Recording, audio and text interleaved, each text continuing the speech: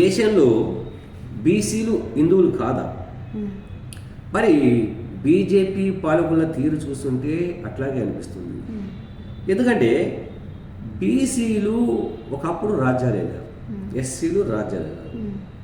కానీ స్వతంత్రం వచ్చి 70 ఏళ్ళు లేకున్నా బీసీలు ఐఏఎస్ పరంగా కావచ్చు, రాజకీయంగా కావచ్చు, అంటే కొన్ని రాష్ట్రాల్లో సొంతంగా డెవలప్ అయ్యారు.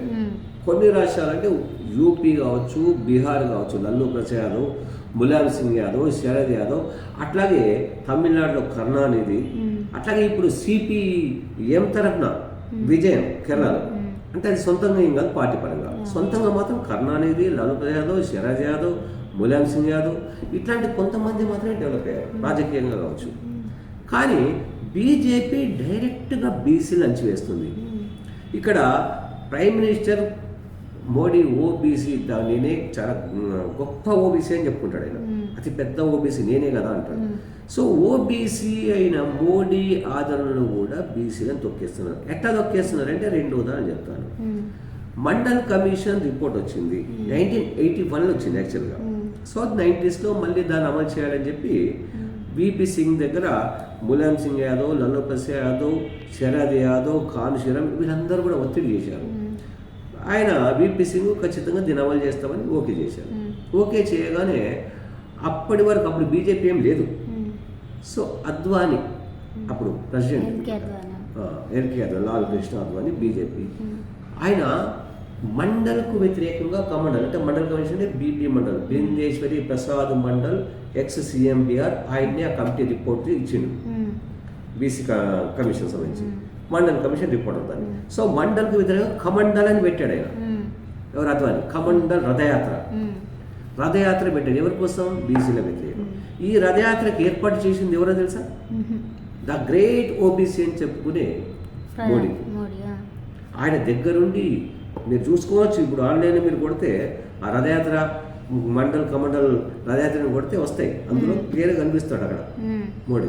సో ఒక ఓబీసీ అయినా, నిజంగా ఓబీసీ అయితే బీసీలకు వ్యతిరేకంగా బీసీ రిజర్వేషన్లకు రాక రిజర్వేషన్లు ఇవ్వాలి. ఎందుకంటే స్వతంత్రం వచ్చినాక 1947 అంటే 45-50 అయిన తర్వాత వాళ్ళకు 90స్లో రిజర్వేషన్ ఇవ్వాలని చెప్తే 50% రిజర్వేషన్ ఇవ్వాలంటే సుప్రీంకోర్టు 50% దాటదు ఓవరాల్ కాబట్టి అంటే 27% పెట్టారు. సో దాని విషయంలో బీసీలకు రిజర్వేషన్లు ఇస్తే చాలా పెద్ద గొడవలు చేశారు.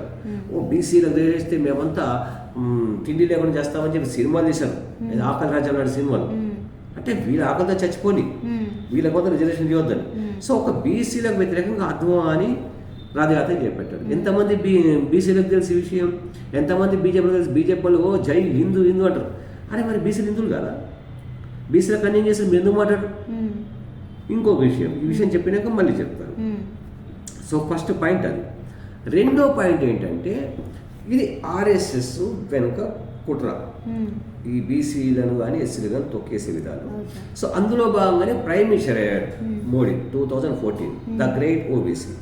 2019లో సెకండ్ టైం ప్రైమ్ మినిస్టర్ కాగానే ఈడబ్ల్యూఎస్ రిజర్వేషన్ తీసుకొచ్చాడు. ఈడబ్ల్యూఎస్ అంటే ఎకానమికల్ వీకర్ సెక్షన్స్ రిజర్వేషన్. ఇది రాజ్యాంగంలో ఎక్కడ లేదు. రిజర్వేషన్ ఎప్పుడు ఇస్తారంటే సామాజికంగా వెనుకబాటు అంటే అణచివేత గురైన రిజర్వేషన్ ఎందుకు ఇవ్వాలని. సో ఈ దేశంలో సామాజికంగా ఎవరు వెనుకబడి ఉన్నారు? ఎస్సీలు, బీసీలు. అంటే వాళ్ళకు దున్నుకోవడానికి భూములు లేవు, అట్లాగే పని చేసుకోవడానికి ఏమీ లేవు, వాళ్ళకు అధికారం లేదు. సో వాళ్ళకి ఎటువంటి పరిస్థితి లేనప్పుడు వాళ్ళు ఏం చేయాలి? కాబట్టి వాళ్ళకు రిజర్వేషన్ ఇవ్వాలి. వాళ్ళకు కూడా విద్య, మెయిన్ ఏంటంటే విద్య కావాలి కదా.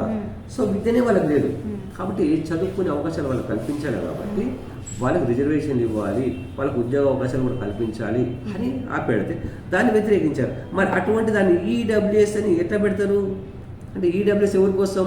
15% మంది ఉన్నారు. 80% మంది ఎస్సీ, ఎస్టీ, బీసీ, మైనార్టీ 80% మంది.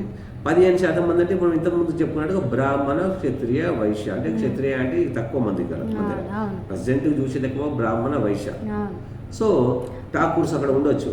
సో బ్రాహ్మణ, క్షత్రియ, వైశ్య. తర్వాత ఇక్కడ మనకు శూద్రుల్లోంచి కొద్దిగా డెవలప్ అయిపోయిన వాళ్ళు, ఆర్థికంగా డెవలప్ అయిన వాళ్ళు ఆధిపత్య కులాలు అయిపోయారు. రెడ్డి, వెలమ్మ, కమ్మ.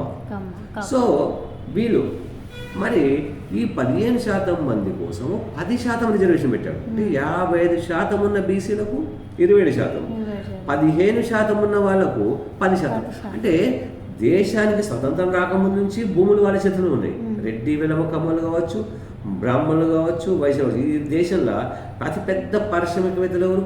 అంబానీ కావచ్చు, ఆదాని కావచ్చు, వీళ్ళందరూ ఎవరు? వైశ్యులే కదా. మొత్తం వ్యాపారాలు మొత్తం వాళ్ళ చేతుల్లో ఉన్నాయి. రాజకీయం మొత్తం వాళ్ళు. ఐఏఎస్ ఎవరు మొత్తం ఈ దేశంలో? మొత్తం బ్రాహ్మణులే. సెంట్రల్ గవర్నమెంట్ కావచ్చు, స్టేట్ గవర్నమెంట్, ఎక్కడ పోయినా వాళ్ళే. పూజారి వ్యవస్థ ఎవరి చేతుంది? వాళ్ళ వ్యవస్థ. అంటే ఎవరో కొంతమంది పేదలు కాదు, నేను చెప్పేది ఓవరాల్గా చెప్తున్నాను. ఫస్ట్ 15% మందిలో బ్రాహ్మణులు మొత్తం ఐఏఎస్ ఐపీఎస్లు, బ్రాహ్మణులు మొత్తం పెద్ద పెద్ద పోస్టులు, సెంట్రల్ మినిస్టర్ మొత్తం వాళ్ళే, మొత్తం పూజారి వ్యవస్థ వాళ్ళదే. తర్వాత మిగతా రెడ్డి వేలమ్మ కమ్మని చూస్తే భూములు మొత్తం వాళ్ళే. ఇక్కడ తెలంగాణ ఆంధ్రప్రదేశ్లో అధికారం మొత్తం వాళ్ళే ఉండే. కమ్మలు ఉండే, రెడ్డిలు ఉండే, వెలమలు ఉండదాకుండే 10 సంవత్సరాలు. సో భూములు చూస్తే మొత్తం వాళ్ళ చేతులు ఉన్నాయి. సో వీళ్ళ లోపల 15% మంది ఎంతమంది పేదలు ఉంటారు? 1-2% ఉంటారు. ఎస్, పేదవాళ్ళకి ఇవ్వాల్సిందే. మీరు అన్నట్టుగా బ్రాహ్మణుల పేదవాళ్ళు ఉన్నా, వైశ్యుల పేదవాళ్ళు ఉన్నా, ఇప్పుడు మనం వద్దని చెప్పట్లేదు, పేదవాడికి ఇవ్వండి. నిజమైన పేదవాడికి ఎందుకు ఇవ్వదంటాం? కానీ 15%లో 2% మంది పేదవాళ్ళు ఉంటే 10% ఎట్టిస్తారు? సో ఈ రిజర్వేషన్ ఇస్తే మీకు నష్టం ఏంటి అనేది పడుకోవచ్చు. మాకు నష్టం ఏంటి అని బీసీలు ఏం చెప్తున్నారంటే, మొన్న సివిల్స్ పోస్టులు అయ్యాయి. సివిల్స్ సెలెక్షన్లో బీసీలకు 300 పోస్టులు దూరమయ్యాయి. ఈడబ్ల్యూఎస్ కోటాకు తక్కువ మార్కులు ఉన్నాయి, కటాఫ్ మార్కులు. అదే బీసీలకు ఎక్కువ. ఉదాహరణకు గవర్నమెంట్ జాబ్లో కూడా 125 మార్కులు వచ్చిన బీసీలకు ఉద్యోగాలు రాలేదు. 75 మార్కులు మాత్రమే కటాఫ్ మార్కులు వచ్చిన ఈడబ్ల్యూఎస్ కోటా వాళ్ళకి రిజర్వేషన్ వచ్చాయి, ఉద్యోగాలు వచ్చాయి. అంటే ఎవరికి అన్యాయం అవుతుంది ఇక్కడ? బీసీ కోటాకే కదా అన్యాయం అయ్యేది. సో మీరు పని చేయండి, రిజర్వేషన్ కోటా పెట్టినప్పుడు వాళ్ళ సపరేట్ ఉద్యోగాలు పెట్టండి ముందే. అట్లా పెట్టాలి కదా. సెలక్షన్లో జనరల్ అని పెట్టేసి మొత్తం కొట్టేస్తే అట్లా మరి బీసీలకు అన్యాయం కదా. మరి ఓబీసీ అని చెప్పుకునే మోడీ బీసీలకు అన్యాయం చేస్తుంటే బీసీలు ఏం చేస్తున్నారు? నేనేమంటున్నాను, అసలు బీజేపీలో ఉన్న బీసీలందరికీ కనీసం ఆలోచించాలి. వాళ్ళకి సిగ్గు లేదా? మా జాతికి అన్యాయం జరుగుతుందని మేము గ్రేట్ అని చెప్పుకుంటారు. అరే మీ బీసీలకు అన్యాయం మీరు ఎందుకు సపోర్ట్ చేస్తున్నారు? బీజేపీ రాజకీయ మీ స్వార్థం కోసం ఇంతమంది బీసీలు అన్యాయం చేస్తారా? మరి దేశం సంబంధించిన బీసీలందరూ కూడా ఆలోచించాలి. జై హిందూ హిందూ అంటారు, జై శ్రీరామ్ అంటారు. మీరు హిందువులు కదా? మరి మీకు హిందూ ఎవరైనా ఏం చేస్తారు? హిందూ మతాన్ని సపోర్ట్ చేస్తున్న బీజేపీ కదా. మరి ఎందుకు ఆలోచించట్లేదు?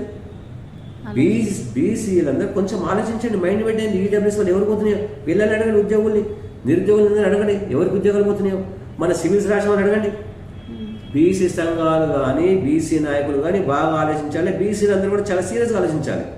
మీ ఓబీసీ మోడీ మిమ్మల్ని మోసం చేస్తున్నాడు, జాగ్రత్త. నేను కాంగ్రెస్ ఏజెంట్నో, బీఆర్ఎస్ ఏజెంట్నో, ఇంకే ఏజెంట్నో కాదు. నేను ఎవరికి అన్యాయం చేస్తే వాళ్ళ గురించే మాట్లాడతాను. కాబట్టి ఆలోచించండి. ఆలోచించకపోతే మీ బతుకులు ఎవడు మార్చడం, మీ పిల్లల భవిష్యత్తు మొత్తం ఉద్యోగాలు ఉండే రేపు పొద్దున మళ్ళీ మనుధర్మ శాస్త్రాన్ని తీసుకొస్తారు. మళ్ళీ మీరు అప్పుడు పాతకాలంలో మూతికి ముంత మూటికి చీపులు పెట్టుకొని తిరగాల్సి వస్తుంది. మీరు వాళ్ళకు ఏమంటారు దాన్ని బండ చాకరీ చేయాల్సిన పరిస్థితి వస్తుంది. అది రావద్దంటే కళ్ళు తెరవండి.